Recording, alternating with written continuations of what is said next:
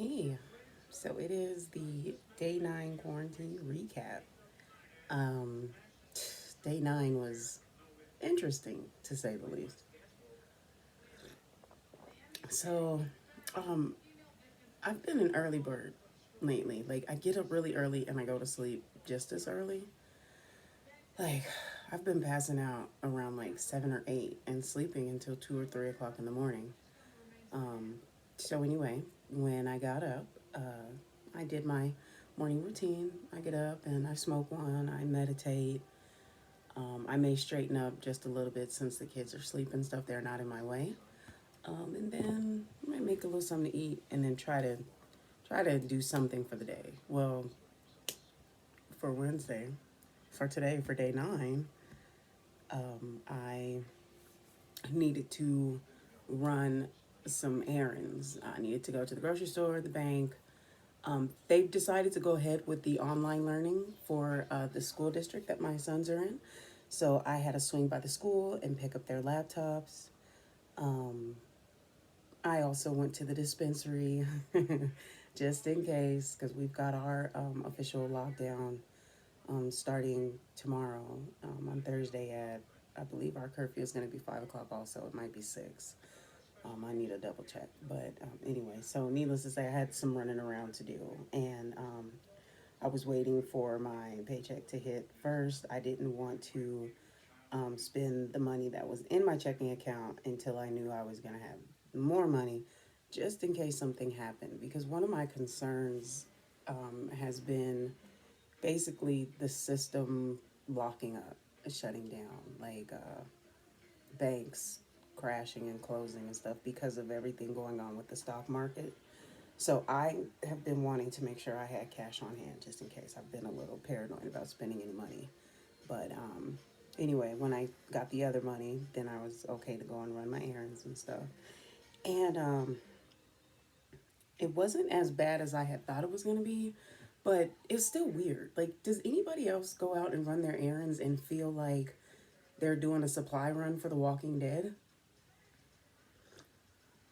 Like when I was in Sam's Club, that's how I felt. Like first of all, I had to stand outside in line. So the line thing is still going on, but I will say it's definitely not as bad. They're letting people in groups of 10 or whatever. So like when 10 people come out, they let 10 more people in, and it was pretty seamless. I only waited in line for about 10 minutes, and then I was in. I can't say exactly I was in and out because I was doing a big shop. You know, there are 4 of us, so I need to get more food. Like, I saw some people literally just walking out with 2 or 3 things, like some tissue paper, a box of snacks, and water or whatever.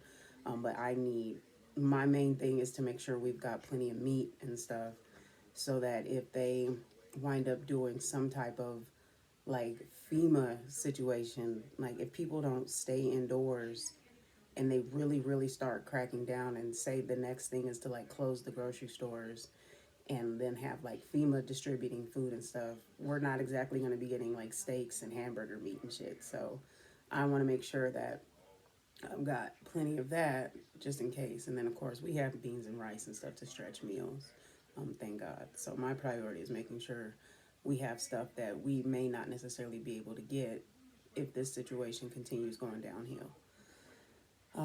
So I think I was in the store for a good 30 minutes. But I was very pleased though. I did find everything on my list. I didn't have to cross anything out or substitute anything for anything else. And even the prices weren't that bad. They were right around what I expected. There was maybe like on some things, maybe there was $1 difference from what I'm used to, but it wasn't anything bad at all. So that's good. I was able to go to the dispensary, in which this is weird. So the dispensary is now only curbside pickup. So you have to download their app. You have to make your order online. You go, somebody comes to your car, checks you in to make sure that you're there, and then calls you up on a walkie-talkie, and then you can get your stuff. Like they don't even really want people inside browsing and none of that shit. Like it's getting really serious, but at least they didn't close the dispensaries. Denver tried to do that the other day when they announced their stay in shelter order. And they said that the liquor stores and dispensaries would be closed, but then 3 hours later they changed that because you can't. the things that keep people calm or, relax them or whatever during a time like this, you can't take those things away from them. It's going to be way worse. But you know what was crazy though? That got me to thinking, I wonder how people in relationships are doing right now. I'm not even being funny or anything, but I can imagine the fucking domestic violence rate is probably, excuse me, is probably up because you've got people in the house that aren't normally with each other for so much time. Like a lot of people in relationships are actually in situationships, and so they just kind of tolerate each other because they don't really have to be around each other that much. Because if you do like 6 to 8 hours of sleeping plus 8 to 12 hours of working, you're really only at home dealing with each other maybe 4 or 5 hours.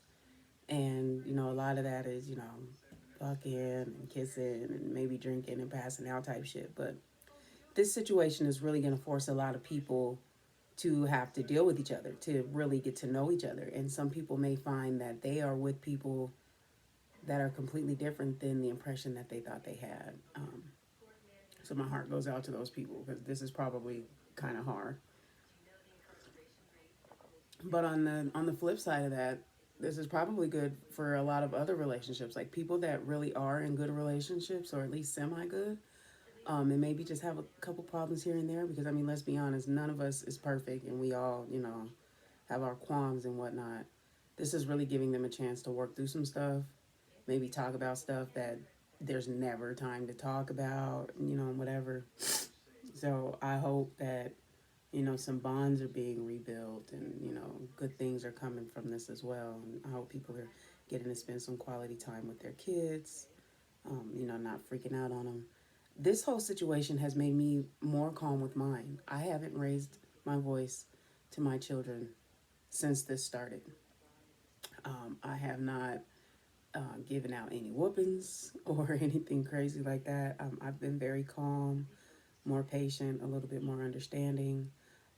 So that's definitely something that I'm going to take with me going forward once we come out of the quarantine. So I'm pretty happy about that. But other than that, the day has been, it's been a day. But I will say though, I definitely felt some anxiety when I was out today. Like all I wanted to do was get back in the house. And like I said, my to-do list had like 7 things on it. I mean, grocery store, pharmacy, dollar store, liquor store, the school, different stuff like that. And so with each place that I went and was able to check off of my to-do list, I still felt myself more and more anxious, to get back in the house.